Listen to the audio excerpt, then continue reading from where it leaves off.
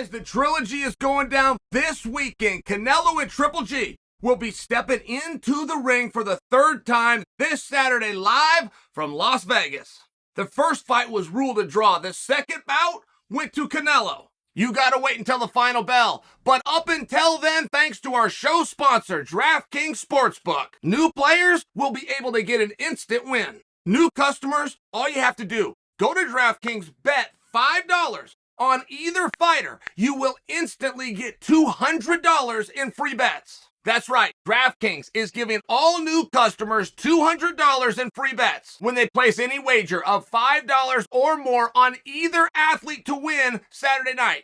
If sports betting is not available in your state, you're free to play DraftKings Daily Fantasy, where they've been innovating even more ways to win cash. DraftKings has been around for a while, so you know your funds are safe. You can withdraw your cash anytime and from anywhere that you want. DraftKings has so many ways to make watching sports more exciting. So go download the DraftKings Sportsbook app right now. New customers use promo code Sonnen and receive $200 in free bets instantly when placing a $5 wager on either fighter to win. That's promo code Sonnen only at DraftKings Sportsbook. Islam versus Charles Oliveira, guys, the match that can't seem to get here soon enough, the unexpected match of 2022, in terms of an anticipation, right? There's only one thing that drives this business forward. You guys are told it's exciting fights. You guys think that I tell you it's trash talk. I have never used those words ever, but that's what you guys think that I tell you, that it's about the entertainment. This is what keeps us going forward. Some of you think it's that you move arenas, that you come in and you light up different towns. Those are all pieces to a successful business, but none of them are what keeps the lights on. There is one thing and one word that you can monetize: anticipation. If somebody isn't looking forward to it, they're not going to buy. I have to hear this all the time about what a great fight was, and then they'll come play it later. And I'm a fan, so I don't mind seeing those clips. I'll just share from you. Nobody can make $1. Perfect example would be Gustafsson versus Jon Jones, part 1. To this day, one of the great fights I've ever seen. To this day, the hardest that Jon had ever been pushed and the closest that he ever had to drop his title. I'm, of course, not counting Reyes, the night Reyes got robbed. But it was a really special moment. It was one of those moments. I remember where I was. I remember who I watched it with. I remember what I was wearing. There's not a lot of times in life you can say that, but it was such a surprise. You know why that didn't do very good business? You want to know why Gus and Jon's bonus checks weren't huge and life-changing? People didn't anticipate the fight. They didn't anticipate that it was going to be a war, that it was going to be fun to watch. I only bring that to you as a reality to show you how important the word anticipation is. If we look back in hindsight, which so often how we do with sports, and that's not bad from a fan standpoint. I'm about the other side of the desk. Doing business, doing commerce. Finding a return on your investment's got to be anticipated. And as a matter of fact, that's the only thing that it has to be. The one word. Islam versus Charles would not have had that at the beginning of this calendar year. 1 year ago, if somebody made that match and they were going to force us to watch it, it's not guaranteed to be on the main card. Like, it probably would, but it's for sure not guaranteed, and it's equally as for sure not a feature match, where that's a co-main or a main event. Even this year, even 3 days prior to Charles Oliveira's fail scale, and prior to Charles's performance over Gaethje, Islam versus Charles doesn't work. You could do the fight. The rankings might even in some way force you to do the fight. But us, the audience, it's a very interesting one. From that perspective, 12 months ago, they likely weren't going to fight. If they did, you didn't care. And if they did, you're a better bet to say they're on the undercard. So talk about how things have changed. Now, what's going to happen in that fight? I'll tell you what, Oliveira is not happy with you. Oliveira has a genuine chip on his shoulder about being a 3-1 underdog. Genuinely. That bothers him. But he is a 3-1 underdog. And as Team Oliveira started to come out, and they started to say their piece, and they started to tell you why he could do this. They even went as far as to say why Islam's not the right guy to be in there. They laid out a very compelling case, and it wasn't his records in terms of wins or losses. It was the opponents that he beat and where those opponents were ranked in comparison to Charles's path here. I mean, it was a real literal. It was like a court case. They weren't just throwing words back and forth. They weren't just looking for emotions. They dug deep, went for facts, put it before you. Guess what happened to that 3-1 line? DraftKings moved it to 3.5 to 1, favoring Islam. When they heard Charles's case, people came and they bet on Islam. I'm going to ask you, as time ticks down, who wins that fight? And it's all I want to know. If you want to throw in how, or you want to throw in triangle choke, cut from an elbow, I'll listen.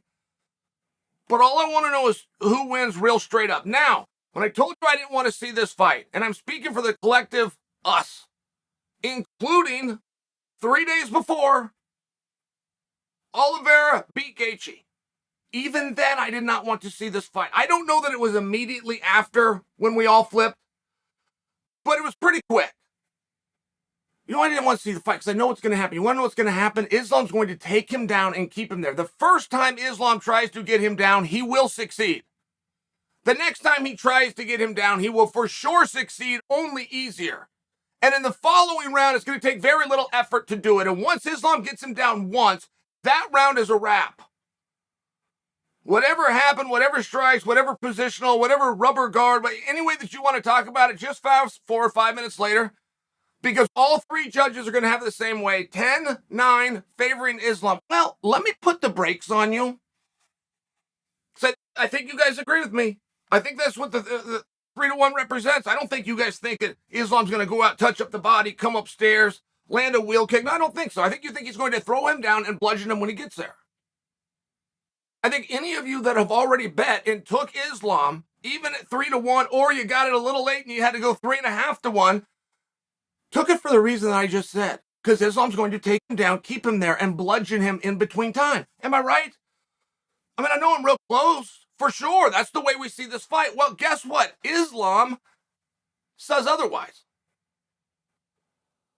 Islam Makhachev, who has every right to play gamesmanship, who has got every incentive for mental games. I understand those things. Those just aren't within his past. It's not something that he's ever done before. And Islam Makhachev laid this fight out for us. And you know what he said the first round is?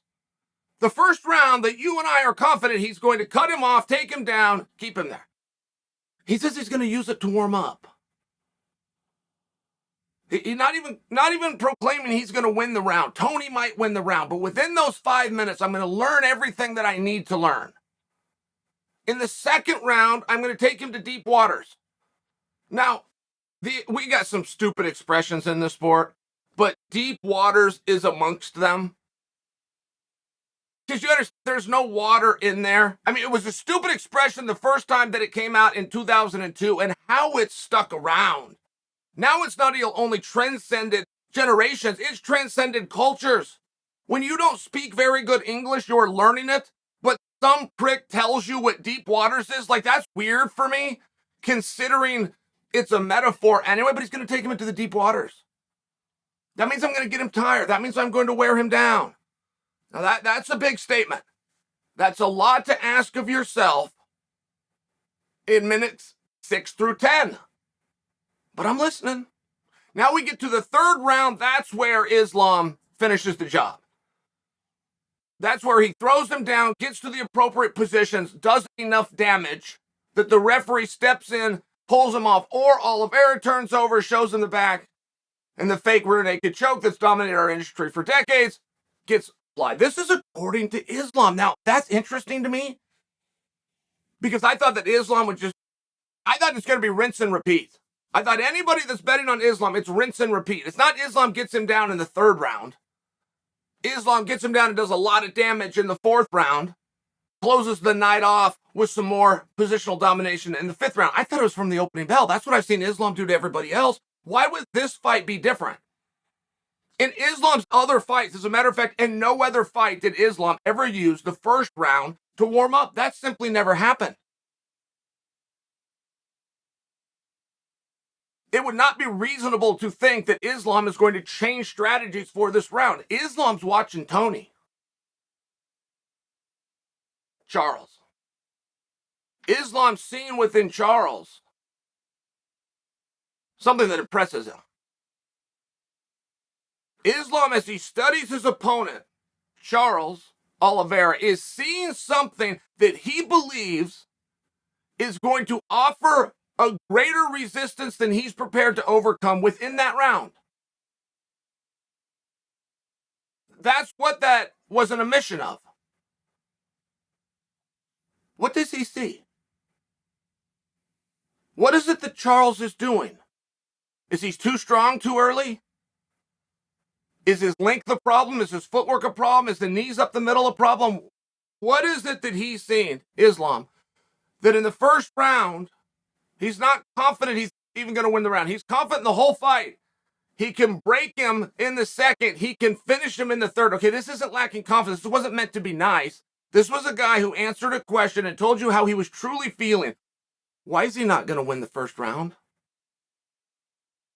And if he does, why is it going to look different than the other rounds? And if Islam doesn't believe that he can rinse and repeat 5 times over, if he does not believe that, it would appear that's pretty damn good action at 3-1.